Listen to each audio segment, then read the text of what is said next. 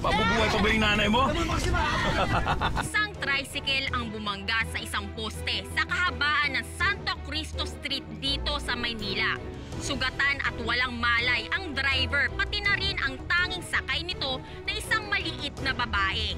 Kinukumpirma pa rin ang impormasyon kung ang taong nakasakay na naaksidente ay ang rape victim na si Ronalyn Montenegro. Bukas, si Mayla, tulungan ko siya. Kinuha siya ng mga lalaki. Anong nangyari kay Mike? Sandali, anong nangyari kay Mike? Wala po sa loob. Si Mayla, iligtas mo si Mayla. Siya may kuminap kay Myla. Nasa panganib si Myla. Kailangan ako ng anak ko, Hector. Diyos ko, hindi na ba matatapos itong trahedyang nangyayari sa buhay namin? Hector! Halika nga dito! Hector, kunin mo yung sakya. Magkita tayo sa likod. Bilisan mo! Sige, sir! Huwag na huwag mo daw gagalawin to, kundi babawasan ni Marichu yung hati mo. Baka maswerte ka. Mas kailangan ko ng pera ngayon. Hello, attorney. Sundan namin dito si Marichu. Dito sa may port area. Sige, o. Hindi pa tayo pwede magsayang ng oras. Natatakot po ako eh. Baka mangyari rin po kay Mayla yung nangyari sa akin noon. Wisit ka! Na-raid yung bar ko dahil sa'yo at saka sa nanay mong pandak! Yaya Saleng, I'm just curious, ano nangyari kay Aling Onay? Ba't ka nag-aalala sa kanya? Hindi ko alam bakit ko siya naiisip. Alam ko kung bakit. What do you mean? Talaga mo yan. Kanina pa hinihintayan ng customer sa hotel. Hector! Hoy! Hector! Takbo, Myla! Takbo! Hector, halika na! Sige na, mauna na kayo, sir! Rosemary, What? wala na. Naalala ko lang yung baby ni Elvin. Saka ni Onay na si Rosemary. What about Rosemary? Nat.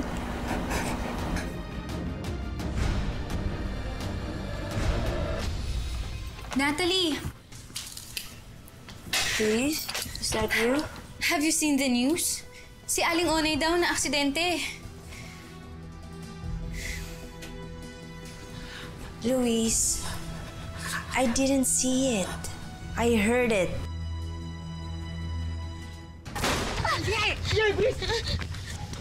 Pa! Akin na nga! Diyan lang hindi mo mapatamaan! Myla!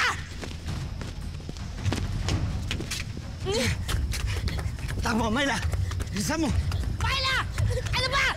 Sinabi na tumigil kayo eh! Bilisan mo. Tigil! Bilisan mo! Myla!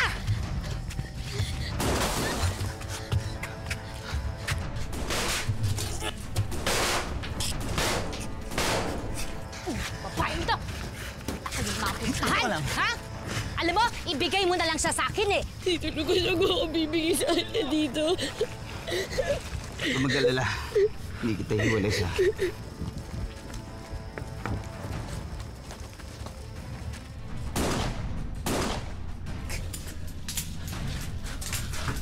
Gago ka! Agawin mo pa yung pamasko namin! Ha? Ay! Ay! Ay! Ay! Ay! Ay! Ay!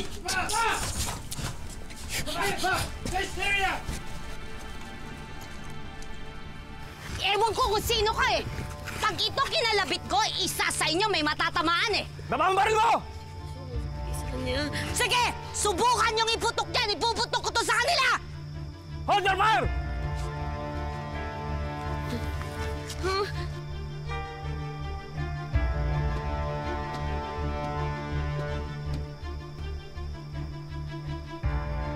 Sumuko ka na lang. O pwede pang mapababa yung sintensya sa'yo.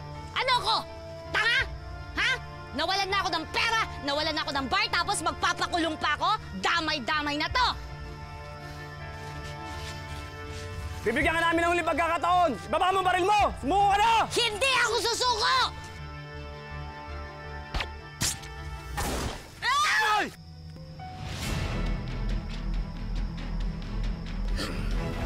Ayla! Sandali! Huwag kang bibitaw! Ayoko po. Ayoko po mamatay. Sandali!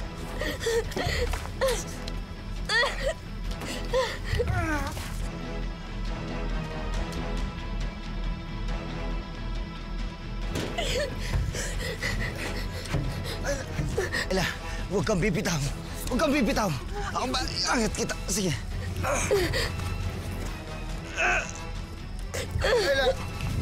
bibitaw!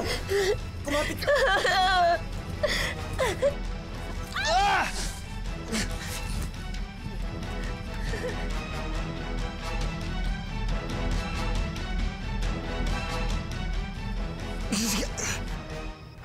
Nay, magpagaling naman na po kayo. Para po naman pag bumalik na po si Myla at saka po si Sir Lucas, okay na po kayo. Sigurado ko bang babalik pa siya? Onay, bakit ka ba ganyan magsalita? Ayaw mo bang makita ang anak mo? Kami nga ni Kiana nagdasal sa chapel. Para saan, Nay? Hindi naman nakikinig ang Diyos. Ano? Bawi mong sinabi mo? Totoo naman po, Nay. Wala siyang pakialam sa atin. Buong buhay natin naging mabuti tayo sa ibang tao. Pero anong binigay niya? Puro na lang trahedya. Onay, hindi totoo yan. Totoo, Nay. Eh, nasaan si Elvin? Yung kaisa-isang lalaking nagmahal sa akin. Yung pinakamamahal kong anak, si Rosemary. Kinuha silang lahat sa akin ng Diyos. Tapos hindi pa ho siya nakontento. Abnormal lang ako, na-rape pa ako. At yung kaisa-isa kong anak, baka kunin niya na rin ho sa akin. Wala na siyang tinira sa akin. Wala ng Diyos. Kinalimutan niya na ako.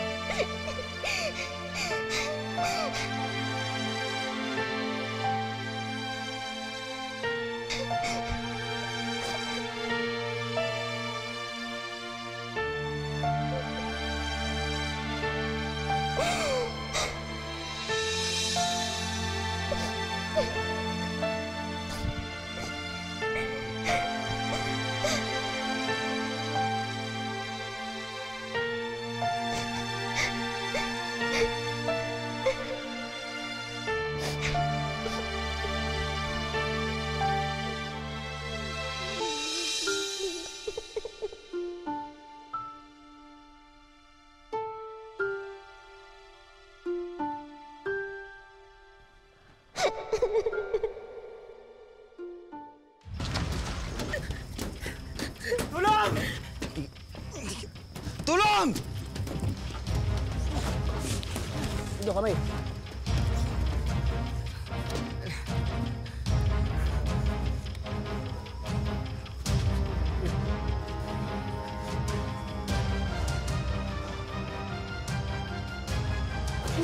Okay na. Okay na.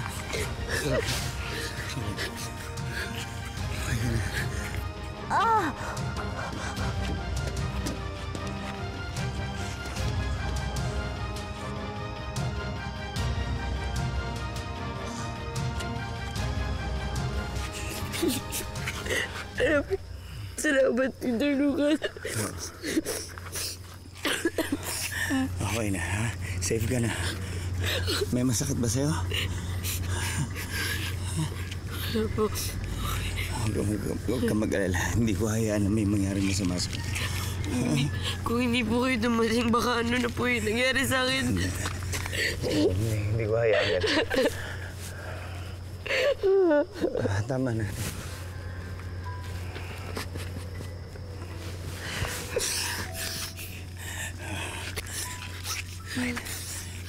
Myla, matutuwa ang nanay mo kapag Si nanay, si nanay na aksidente po si nanay. Kailangan ko puntahan si nanay.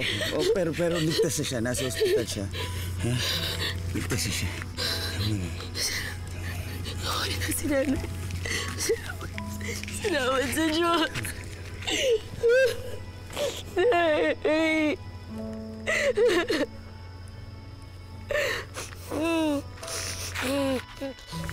Gusto mo pong makita si nanay. Dadalhin ito. Gusto mo pong makita si nanay. Punta natin si nanay.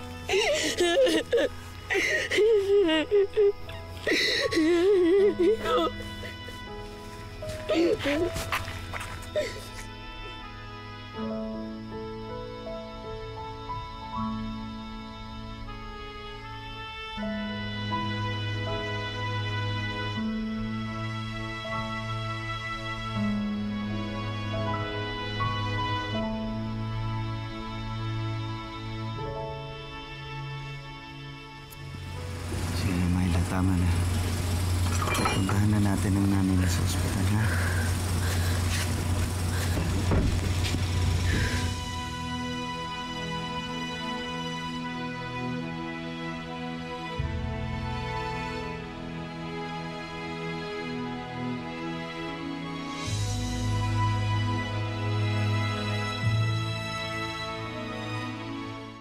Nay, nabawi na po kaya nila yung anak ko.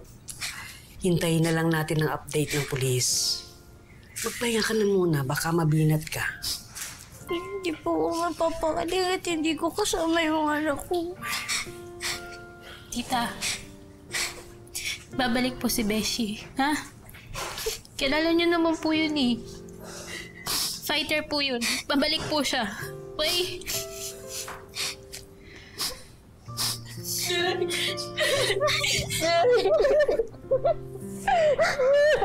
Aling nga.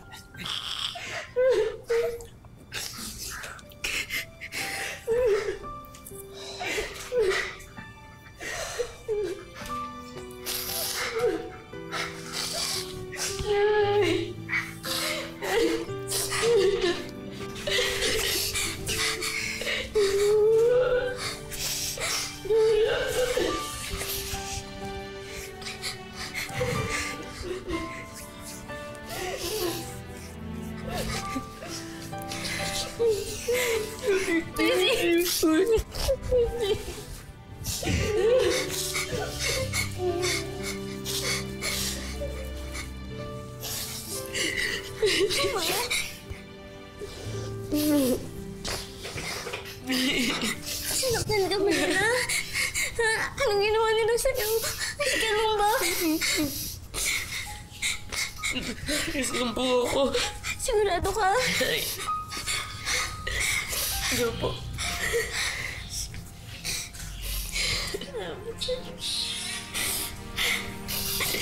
Nay, sorry po. Sorry po na mahaba kayo dahil sa akin. Gusto mo na lang po ako sa inyo na hindi magtrabaho dyan sa club ngayon. Hindi mo pangyari lahat to. Sorry po. Sorry po. Hindi, anak. Huwag mong sabihin yung sarili mo. Ako nga ito walang nagawa para protektahan eh. Tapos sinisi ka pa yung Diyos. Pero sa kabila nun, binalik ka pa rin niya sa akin nung ligtas at buhay. Hindi ka pa rin niya pinabayaan. Kapatawarin niyo po ako. Hindi po tayo nakalimutan ng Diyos na nagpadala nga siya sa akin ng guardian angel ko. Si Tito Lucas. Siya po nagligtas sa akin na. Salamat po, Sir Lucas. Utang pa namin ang buhay namin sa inyo. Oni, wala kayong dapat ipagpasalamat sa akin. Halingal. Ginawa ko lang ho yung tama. Hulog kayo ng langit, attorney.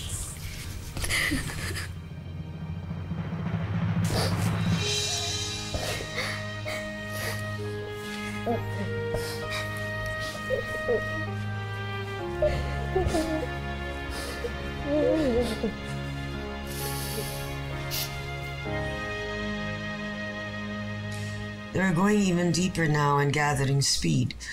The air became colder and colder as they hurtled around tight corners.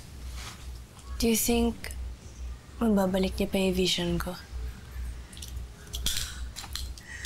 Natalie, we're leaving for the States tomorrow and we're going to see Dr. Gray. He's one of the best eye surgeons in New York. I'm sure maibabalik niya ang paningin mo. You just have to trust him, okay? I just don't want this to be another false hope, Ma. Kung magiging forever blind na ako, I just want to know. Ayoko nang umasa ng umasa.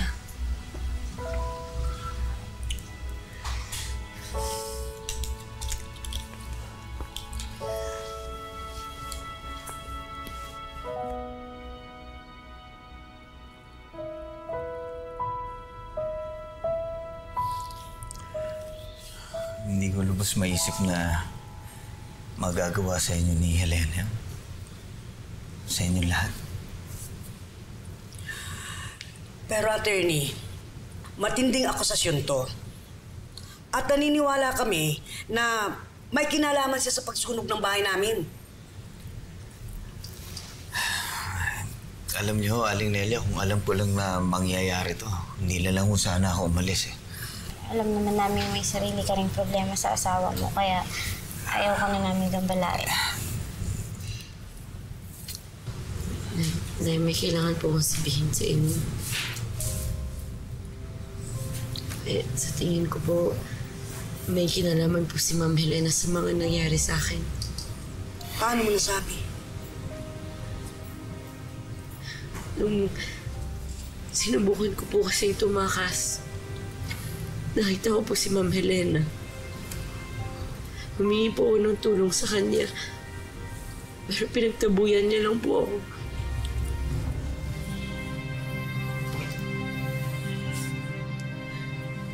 Attorney, gusto ko lang malaman, pwede ba nating sampahan ng kaso si Helena sa mga ginawa niya? Ipapakulong ho natin si Helena. Maghahanap na lang ho tayo ng matinding ebidensya. Sa lahat ng ginawa niya yan, pakukulong ho natin siya. Tandaan niyo, nandito ako para tulungan kayo. Para tulungan kayo makabangon. Salamat, attorney. Salamat po. Maraming salamat po, attorney. Pero gusto ko sanang tanggihan yung inaalok ng tulong para na rin hindi na kami mag-away ulit ni Imelda. Para na rin ho sa ikatatahimik ng pamilya niyo.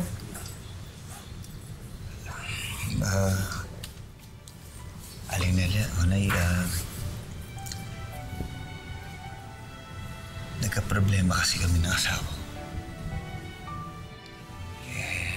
Nakakayaman nung sabihin sa inyo pero wala na akong magagawa. At nag-file na siya ng annulment. Kaya Myla, sila Oliver, sila Gracie nandun sa Amerika kasama ang mami nila. Ayun. At gusto pa lang pasabi ni Oliver na babalik din daw siya. Huwag ka daw malulungkot. Sasamahan niya lang muna yung mami niya. At lahat magiging maayos din daw. Opo, Tito Lucas. Salamat.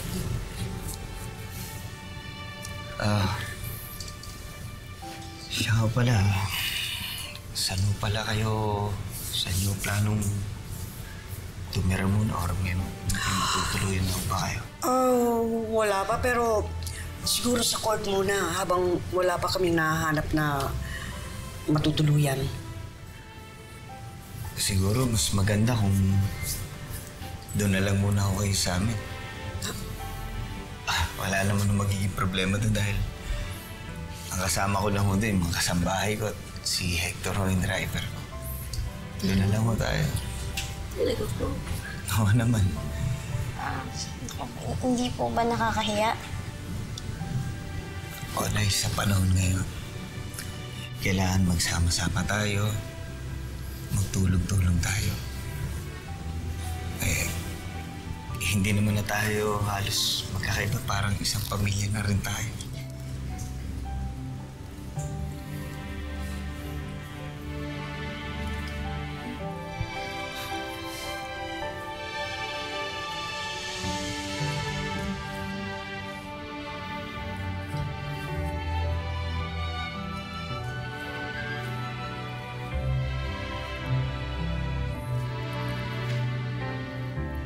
Salamat po.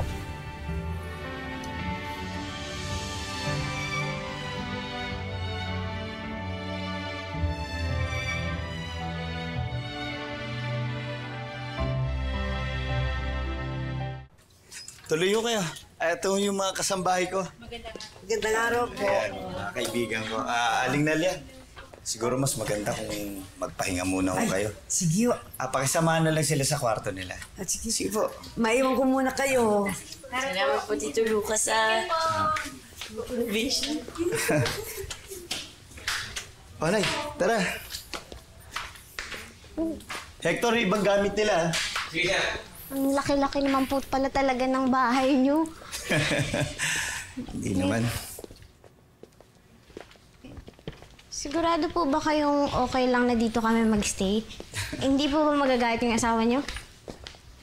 Huwag mong problemahin yun. Sige, maupo ka muna. Alam mo, Onay,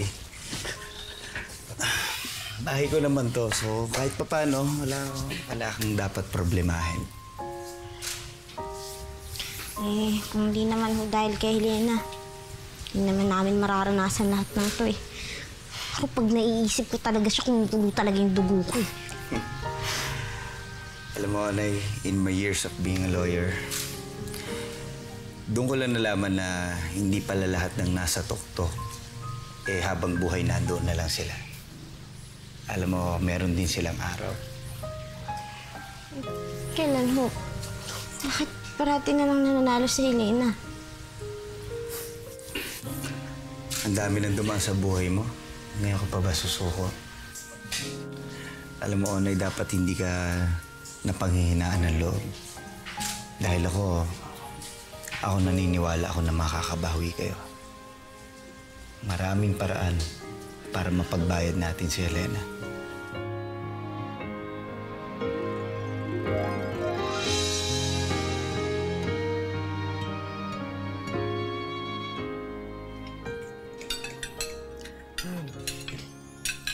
Attorney, ayaw naming maging pabigat dito. Baka naman may ibang paraan para makabayad kami sa pagtira namin. Mga po, okay lang po sa akin maglinis ng mga bahay niyo. Kahit magkuskus-kuskus po ako doon, kaya lang yun. Alam mo, you don't have to do that. Hindi na ko kailangan yun. Andito ko kayo sa bahay ko as my guest. So, feel at home ho and be comfortable. And by the way, plano ko sanang bilhan din kayo ng damit sana. Sally, pwede bang masamahan mo sila? Makikisuyo lang ako. Salamat po. Sure na sure, attorney, ang magiging fairy godmother niyo na isang araw. Why not? Thank you. Thank you po. And Myla, next time pala, tutulungan na kita makabalik sa school ulit. Talaga po? Salamat po Gustong-gusto ko na din po talaga makabalik ng school eh. Huwag ka mag-alala. Uy, Bessie, at isabay tayo makakagraduate! Salamat sa Diyos. Ay, napakabuti talaga ng Diyos. Attorney, salamat sa napakaganda niyong puso. Wala. Kumain na tayo. Sige pa. Kain na.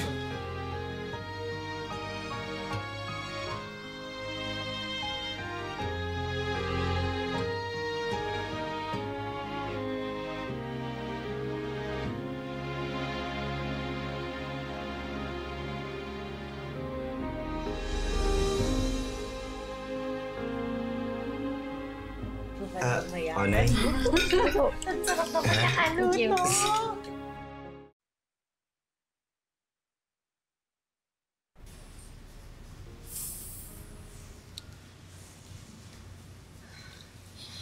Mom? Yeah? I'm scared. Don't be scared. What if my vision doesn't come back yet? Dr. Gray did everything he could. All we have to do now is just keep our hopes up and hope for the best. Okay? You'll be okay.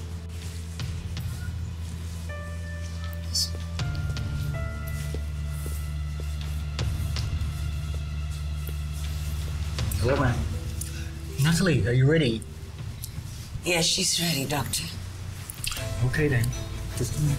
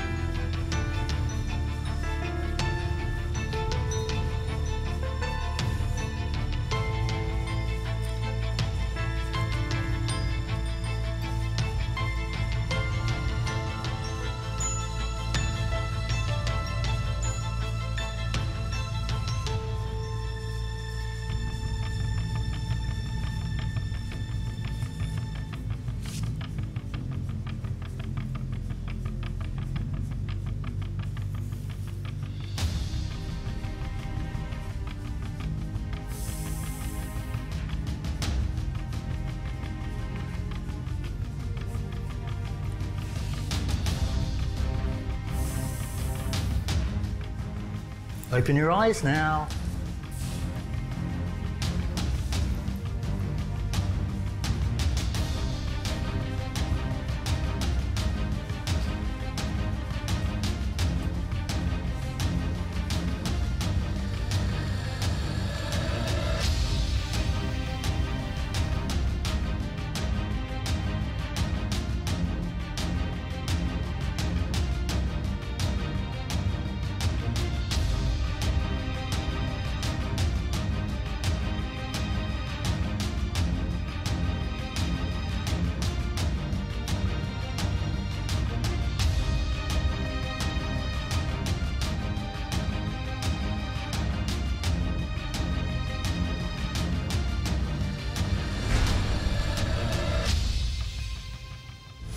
Paano nakalabas si Dante sa kulungan? Madam, may nagbiyansa ho sa kanya. Saan nakakuha ng pera si Onay? Halos hindi na nga sila makakain. Gusto niyo ho, gawa po ako paraan para makulong ulit si Dante. Grabe yung pagbawi niyo kay Onay. Ano ka ba? Just wanna make them feel special tonight. Wala pa po ba sila? I'm so excited na kasi eh. Tingin niyo po ba successful yung operation ni Natalie sa US? Hello? Oliver, ikaw pala yan. Hayop ka, Helena. Kung sa akala mo nakalimutan ko ang mga ginawa mo, nagkakamali ka.